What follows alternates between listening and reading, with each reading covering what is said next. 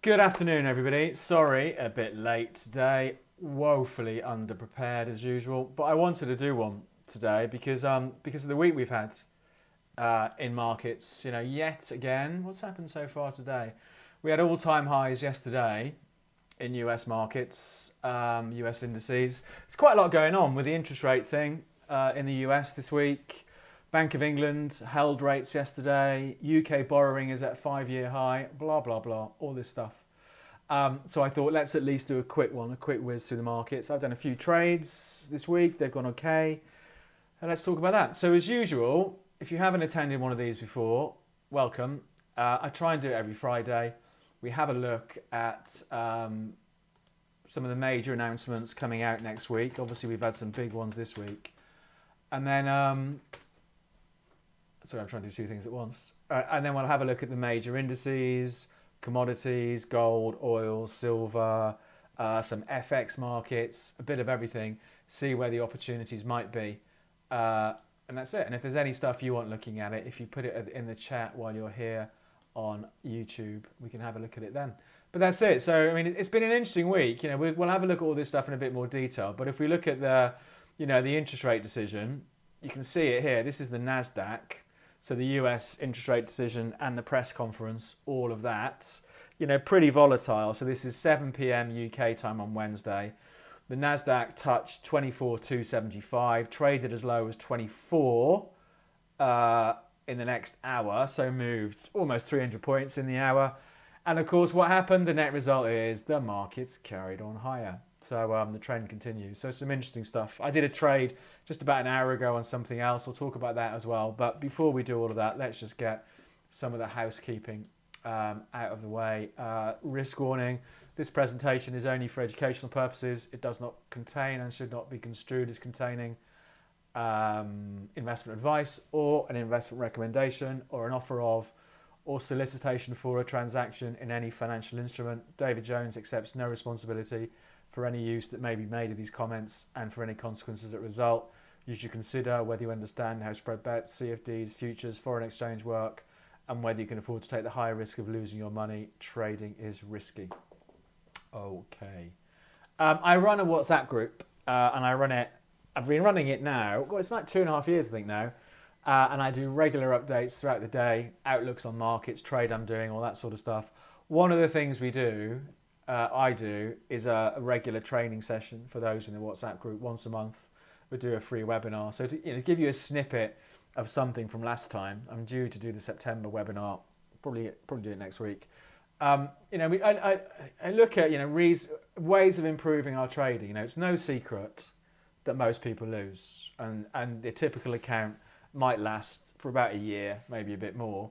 What can we do to make things a bit better? Most people are impatient. I'm in a gilts trade at the moment. Here's an example. I've been short gilts since 10th of September. So back here, I've been short gilts for more than a week now, and it's been against me. It's been in profit. It's been against me. But today, it's moved a fair bit in profit because I've learnt to be patient. I think one of the things that plenty of particularly newer traders suffer from is they expect to do the trade, buy the FTSE, sell gold, and they expect the market to move, in the next hour. 50% of trades are closed out within 1 hour. Absolutely ridiculous. So I think we need to learn to be patient. But the problem is, I think people crave action. We want to be doing stuff all the time, and if we're closing trades in the first hour, we don't give anything time to work out. So for me, I'm a big fan of being patient. So that's a bit about the WhatsApp group, some of the stuff we do. But I do basically market commentary first thing in the morning on markets I think are interesting, and then do updates as the day goes on and talk all about my trades, and that's day in and day out. So if you want to sign up and try that, I'll give you the details in a bit. Right, next week, what's happening next week is, it's been a big week this week. We had that US interest rate data. So have a quick whiz through the calendar and see what's red next week. So not much on Monday. S&P Global, some S&P UK data out Tuesday morning. Not that interesting, I don't think. The US, this could be interesting. Tuesday afternoon, again, S&P Global data. That's a bit more interesting. A speech from the chair of the Fed you'd have thought that'd be interesting. So I think Tuesday afternoon is perhaps one to watch for potential volatility, and then Thursday US GDP. How is the US economy doing? So there's that. Japanese inflation a bit later on in the day. And Friday, this can be a big one, personal consumption expenditure. This is the US Fed, the US central bank's preferred measure of inflation. So that could be a big one ahead of the open on Friday. So I'm going to say Tuesday afternoon, because there's a lot going on there with S&P data and the Fed speech, and Friday ahead of the market open because that PCE stuff comes out. So yeah, we could see. Let's see a bit of volatility, perhaps around there. But that's it. Let's take a look. Okay, let's have a look at the market. So let's start off with US markets. The trend continues. I mentioned this in the WhatsApp group just the other day. I thought to me it shows if we look at the Nasdaq and we look at this is the Nasdaq official index. So this doesn't include any out of hours trading. So it's just normal New York Stock Exchange market hours. And I made this comment on Wednesday of this week. If you look at the Nasdaq rally for this month, so it's gone from 23,000 to 24,400, whatever it is. What to me points to the strength of this rally? One of the things that points to the strength of this rally.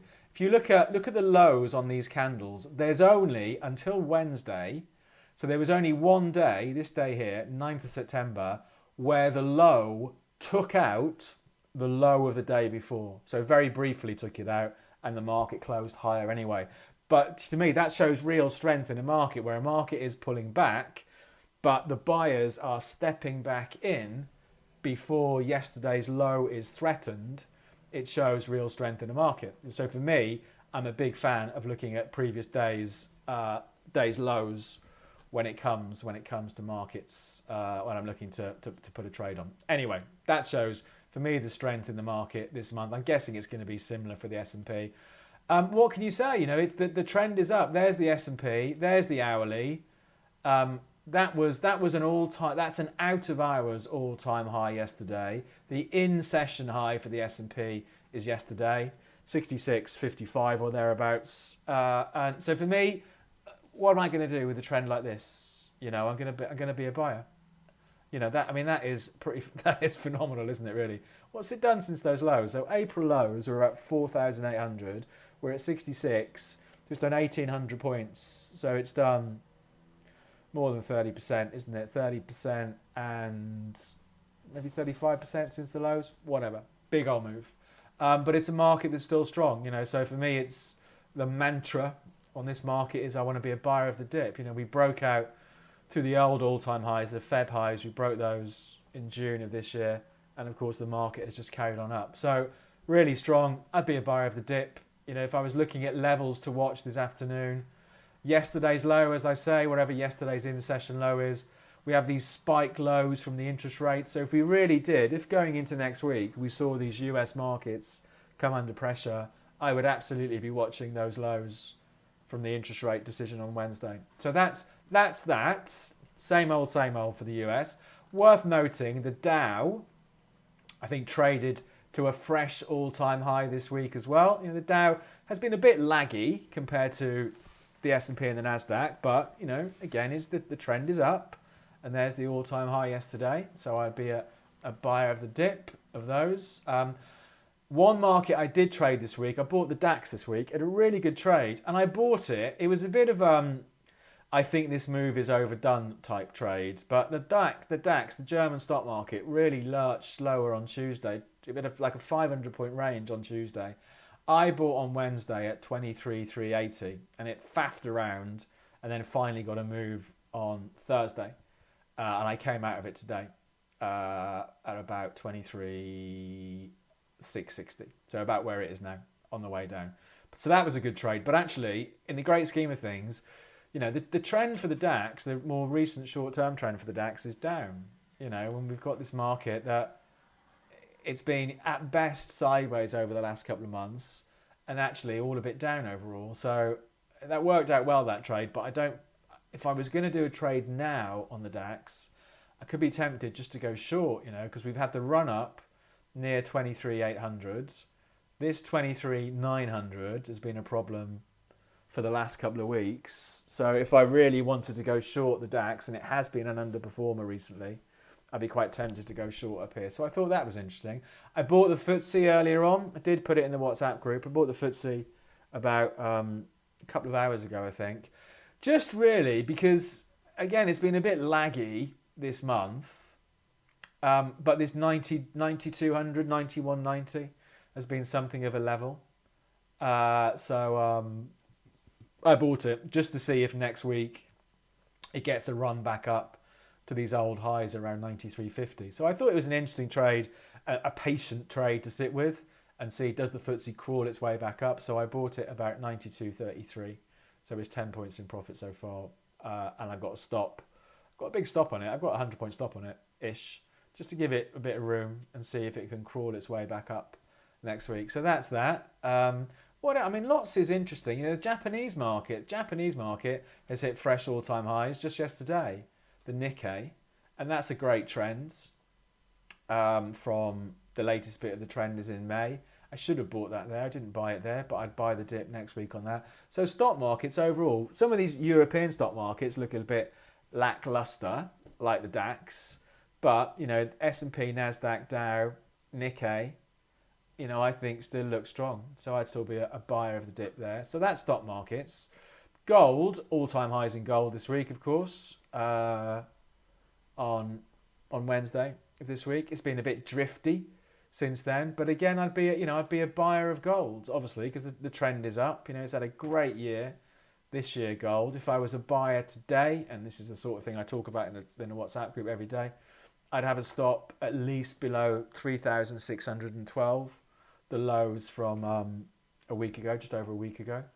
But we've got lots of support on gold, from 35.70 through to 36.12. So it's interesting to see what happens with that next week. But I'd be buy the dip on gold. Silver, again, we've got a multi-decade high on silver up here on the dailies. How far does it go back? There we go. Best levels since September 2011. So it's 14-year high on silver. I'd $50 was, it didn't quite get to 50, did it? Back in 2011. Let's see what happens this time round. But overall, it can be a bit of a funny market now and again. But I'll be a buyer of the dip on silver. That's that. They're still positive. The dollar's a bit of a mixed old bag. This is the dollar index. It's been going down all year. We've had a year of dollar weakness, gone from 110 in Jan to as low as 96. So it's dropped, 1,400 points. So about, 13%, something like that. But I suppose, what's interesting, if you wanted to build an argument for being a buyer of the dollar now, it has held above those lows, those old lows from the 1st of July. So an aggressive trade would be if you thought, the dollar weakness has been overdone. Let's be a buyer. Stops below whatever that low was from Wednesday, 96.20 on my chart. So interesting, but with the dollar being so scrappy, it means lots of these other FX markets are a bit scrappy as well. So we've had a good run since the interest rate craziness, but absolutely the trend is down overall. So sort of pick a side really when it comes to the US dollar. So a bit of a tricky one for me. I haven't traded it much. I'd much rather trade these markets that have clearer trends. Oil's another one, which I think is a bit scrappy overall. I mean, if you look on the dailies for oil, if you go back to the spike high from the Russian invasion of Ukraine in 2022, where it touched on this chart $130 a barrel, it's more than halved since then. And then if we look at the last few months, it's just a bit rangy and wandery and boring, isn't it? So what would you do? You could, in the short, do nothing is I think overall my view on oil. But, in the short term, like over the last month, on this chart, on the trading view charts, $62 has been a base. Whenever we've seen oil dip down towards that 62-ish area, we see the buyers come back out. The last time it did it was only a week ago, last Friday. So let's see what happens next week. Going to get the bounce again, but it's no, it's a funny old market, oil at the moment. It's really quite scrappy. So blah blah blah. That's it. Not too much interest in oil. Natural gas. Hate this market, but let's have a look at it. The dailies on natural gas. I don't even know. The natural gas. It's the trend since March this year has been down. You could argue the trend since Feb 24 has been up. Is it still up though? Has it lost too much to say that trend is still up? I don't know. I'm a bit on the... Oh, actually, no. There you go. There you go. We've got conflicting trends in the price of natural gas. So I really don't know. I haven't traded that much this year, but interesting next week. It did turn around end of August around 260. Does it happen again? Let's see. But yeah, another one where I just think, you know what, I'd rather look at a market that's a bit clearer. If we dip into some currencies quickly, not a lot to see because we've got this scrappier US dollar. So we've seen very briefly a new high in euro US dollar. So the highest it's been in about 4 years. So that's okay. That's significant. So looking at that in isolation, I'd be a buyer of the euro against the dollar. Yeah, where would my stop go? I would say, excuse me, probably the other side of whatever it is, 115.75, the lows from the end of August. But it's all a bit, a bit scrapperama, I think. What's the pound doing? Yeah, look at that. I mean, that's pretty, that's been pretty sideways, big sideways range for the last 3 months, 4 months on pound against the US dollar. So not much interest for me in that. And we're seeing that, of course, because we're seeing quite a scrappy US dollar. Live cattle, I should mention these. I've watched these things go up all year and haven't bought them, but it is a textbook uptrend in live cattle. Who'd have thought it? Yeah, if you'd have bought cows at the end of last year on the breakout at 188, they're 235 now. Try and do the maths in my head. 47 points, 36. You'd have made 25% return on cows so far. But it's really interesting. It's been a great trend. It shows you, regardless. I mean, obviously, I'm a believer in trends because I'm a trend follower, so I know all sorts of markets trends. But who knows anything about live cattle? Not me. But an absolute great trend over the years in cattle. That trend has accelerated this year, and I'd buy the dip in the cows. So yeah, I thought I'd just chuck that one in as a bit of a left field one.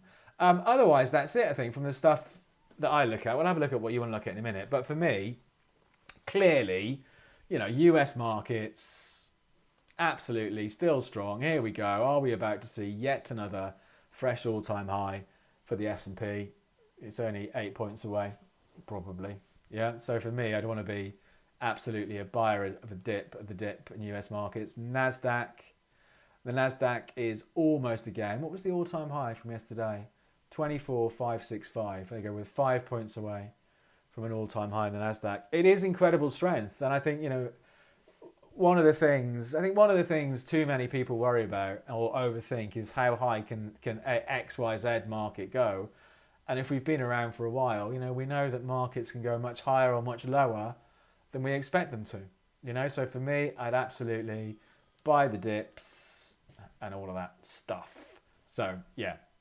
So if we do see some weakness next week, I'd be a buyer. So that's interesting. I'm in the FTSE trade, prepared to be patient on that. It's a boring market. A lot of the time the FTSE flips around. I think that's interesting. Gold, absolutely the trend is up. So I'd be a buyer of gold.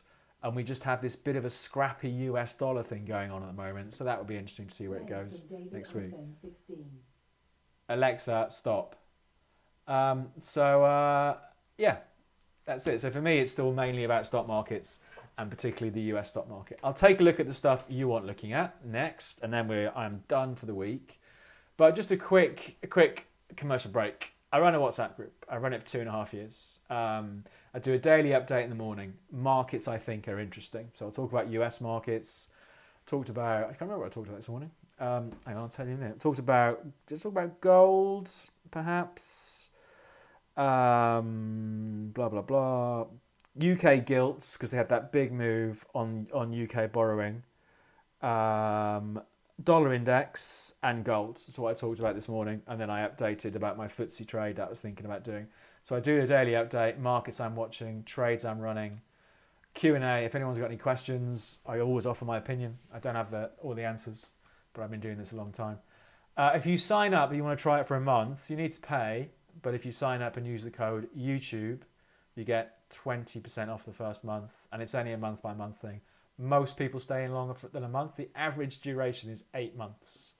So people like it. But try it and see. And you'll get access to the recent webinar I did. Here's an example of the recent webinar. All of that. So all the links are in the description. And if to find out who I trade with, go to bit.ly/David Trade. Okay, but have a look at the description and all the stuff is in there. That's it. And any questions, drop me an email. There's an email. Okay, let's have a look. What do you want looking at? What's up with Ocado? Ocado. I don't know. What's up with Ocado? Oof. Didn't they have a bit of a good run lately? No, I mean, Ocado has been a dog for years, isn't it? So for those of us who don't know who Ocado is, it's the supermarket. It started off being the tie-up with Waitrose, didn't it? Way back. It was the delivery arm of Waitrose, or it was the delivery service for Waitrose, and now I think they're a supermarket in their own right, aren't they? An online supermarket in their own right, delivery and blah, blah. But look at it. It's been sliding for 4 years. You know, Ocado shares were 28 quid a share in Feb 21, boosted. I'm guessing boosted by COVID is part of that. I think there was something else as well. But, of course, everyone was shopping online. And here they are now at £2.22. You know, they've lost 90%. So for me, I mean, that was a big... What was the news there? There was some... What was the Ocado news? I can't remember, but there was some big news because the share price went from 2.40 to 4 quid. But clearly, the market does not like it again, does it? Interesting, isn't it? It's come all the way back down. What's the latest? I can't see anything.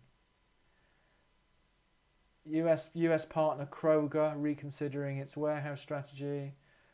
400 million slump as US supermarket questions warehouse tie-up. Okay, so that seems to be the reason for the latest lurch lower in Ocado. It's interesting because of the trend. I wouldn't be a buyer. You know, if I really wanted to buy them, it is quite interesting down here. But they have touched. Yeah, it's a multi-year low this week. This is the lowest. This is the lowest they've ever been. Oh no, it isn't. Hang on, let's not get too carried away. So it's the lowest they've been since about 2017. Ocado. So interesting to watch, but not much interest for me in buying them, to be honest. But let's see. Let's come back to them. But they have been, you know, they've been sliding for 4 years, Ocado. So they've been out of favour, but an interesting one there. Can we have a look at CLSK? CLSK, no idea who they are. Clean Spark. We've looked at these. It's all a bit sideways for me. You know, it's it looks a bit... If someone told me that was a cryptocurrency, I could absolutely believe it. We get these runs, don't we? So up to $24 in April, and then back to $8 in September.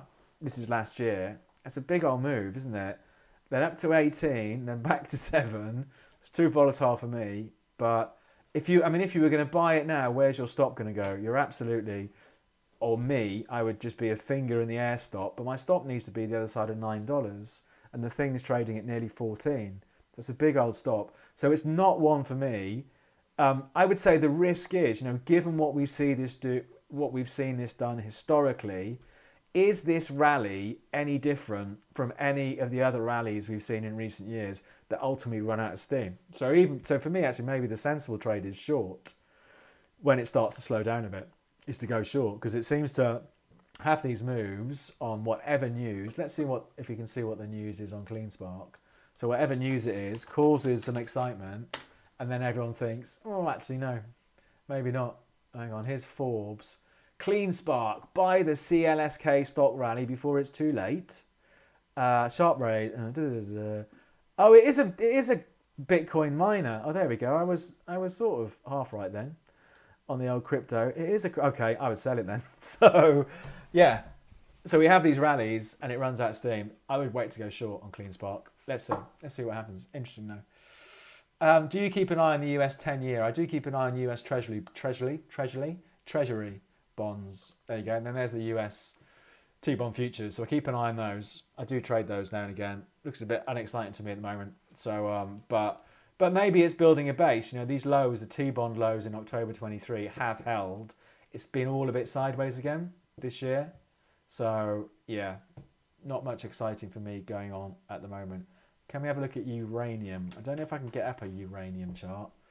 Oh, is that uranium? Okay, let's have a look at that. It is, oh, you'd buy it, wouldn't you? If that is actual uranium, I'd buy that. It's interesting, that, isn't it? So, you know, so if we treat it like any other market, which of course it is, so it broke out, the breakout in July through 42.65, whatever that is, I would buy it. You know, that was actually quite a good pullback to buy it. I'd buy it. So the only question would be, if I was buying it now, where's my stop going to go? And I'd have my stop at the very least the other side of 4,400, but actually below 4,000 is where I'd rather have it. But that's a good trend, uranium. It's a market I never look at, but interesting one. I don't think it's perhaps that widely traded. They don't, on TradingView anyway, there don't appear to be that many companies offering it as a market, but it's definitely interesting, you know, with it hitting a multi-year high. You know, so, but yeah, that trend is up. I'd be a buyer. Hoping for a pullback on Tesla. Let's have a look at Tesla. Didn't old Mr. Musk buy a load of Tesla shares this week, didn't he? Didn't he buy a load of, did he buy $1 billion or something? $1 billion worth? I can't remember. Let's have a look. Let's have a look at the news. What old Muskie's been up to. I thought he bought some shares. Buy shares. Tesla Musk. Oh yeah, $1 billion. He bought $1 billion worth of thingy-majiggy. Okay. So clearly, when was that? The 15th of September. Okay, so I'm guessing. No, it wasn't. So it was moving already. Yeah. So you say you're hoping for a 10% pullback or a pullback in Tesla. Yeah, it'd be good, wouldn't it? I mean that trend in Tesla, how long's that been going for? March 2020, that bit of the trend. So we're 5 years into it. I mean, it did pull back. I mean, it's a crazy stock again, isn't it? I mean, it was just above $200 in March, and here we are at $400. You know, absolutely nuts, isn't it? I mean, the fundamentals of Tesla, I think, are interesting. The whole electric car market, isn't it?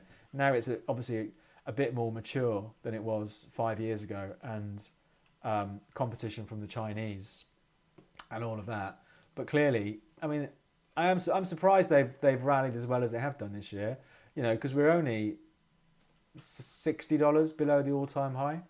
Let's see what happens. But yeah, I'd rather buy a pullback too. I wouldn't want to buy them up here. Should have bought them back here. Benefit hindsight again, isn't it? We should have bought them back when they were 225 or something and just sat with them. CLSK did it last Friday. Elon bought them. Okay, when was that? The 12th then. So it was there. So that was the bump, the move. And that's it really. I think we're all done. If no one's got any more questions, Tesla's becoming more of an AI company. Thanks very much for that. Interesting. Of course it is. So so for me, it's all interesting. You know, it's been a good week for me. I did well. The DAX trade did really well for me. I'm sure gilts, I don't know. I mean, hopefully, I'm hoping that continues to break down a bit next week. Let's see what happens. I bought the FTSE today. That's a bit flip-floppy, but happy to run that into next week. And I think stock markets are still interesting going into next week. Oh, they've backed off a little bit, but I'd absolutely be the buyer of the dip. So if you want more of that, sign up to the WhatsApp group. Details in the description. And it's sensible daily commentary about stuff that I'm doing, markets I'm watching, what's going on, and the regular webinars. Otherwise, we're all done here. I am finished for the week. Hallelujah. So, yeah, have a good weekend. See you all next week. Any questions, drop me an email, dj@davidjonestrading.co.uk. Good luck with your trading, and should be around next Friday to do it all again. Okay, see you then.